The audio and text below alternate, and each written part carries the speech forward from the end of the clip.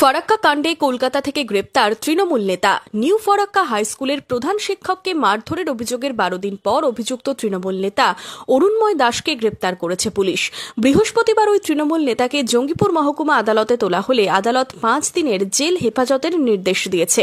অরুণময় দাস নামে একজনকে FIR arrest করে আজকে পাঠানো হয়েছে এবং ওনার এগেনস্টে স্পেসিফিক কমপ্লেন আছে এবং ওনাকে কোর্ট সমস্ত দেখে ওনাকে 17 তারিখ অবধি জেল হেফাজতে রাখার নির্দেশ দিয়েছে। 17/2 স্কুলের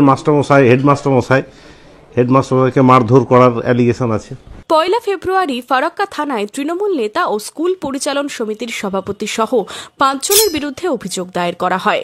অভিযোগের পরেই গ্রেপ্তার করা হয় সুজন স্বর্ণকার নামে এক সহকারী শিক্ষককে। তড়িঘড়ি তৃণমূল কংগ্রেস মাধ্যমিক শিক্ষা সেলের রাজ্য সহ সম্পাদক পদ থেকে সরানো হয় তারিফ হোসেনকে। সব নিয়েই অস্বস্তি বাড়ে তৃণমূলের অন্দরে।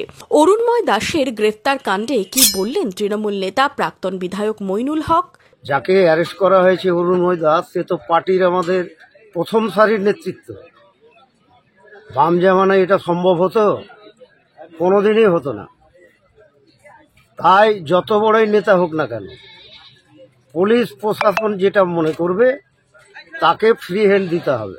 যে ঘটনার পরিপ্রেক্ষিতে তাকে অ্যারেস্ট করা হয়েছে তাতে করে তো দলের ভাবমূর্তি তো নষ্ট হয়েছে, নতুন করে বলার তো কিছু নেই। এবং যে অরুণময় দাসের কথা বলা হচ্ছে, সে তো নিজেই স্কুলের ওখানে গিয়ে বাইক দিয়েছে। প্রাক্তন ব্লক তৃণমূল সভাপতি ও বিধায়ক ঘনিষ্ঠ অরুণময় দাসের গ্রেপ্তারের ঘটনায় সরগরম ফারাক্কার রাজনীতি। গত 4 ফেব্রুয়ারি স্কুলে গিয়ে ক্ষোভ উগরেছিলেন ফারাক্কার বিধায়ক মনিরুল ইসলাম। পাল্টা অভিযোগের আঙুল তুলেছিলেন আক্রান্ত প্রধান শিক্ষক মনিরুল ইসলামের বিরুদ্ধেই। বলেছিলেন, তাদের সামনে স্মোক করা, নেতাগ্রস্ত আসা, স্কুলের যে একটা প্রেড হয় সেখানে অনুপস্থিত, কখন উনি আসছেন তার কোনো হাজিরের খাতায় সই নাই, কখন উনি যাচ্ছেন তার খাতায় নাই। আমি ঘটনাতে যাচ্ছি না, পুলিশের কাজ করবে, ঠিক আছে, কিন্তু এটা একদিনকার সমস্যা নয়, এটা বহুদিনের সমস্যা। তার যারা দোষী আছে তাদের সাজা হবে। এবং এখানে আইনের বাইরে হেডমাস্টারও নয়, হেডমাস্টারও আইনের মধ্যেই থাকতে হবে।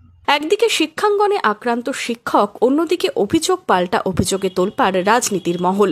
কোন দিকে মোড় নেয় পরিস্থিতি, সেটাই এখন দেখার। Bureau report, imagine community media.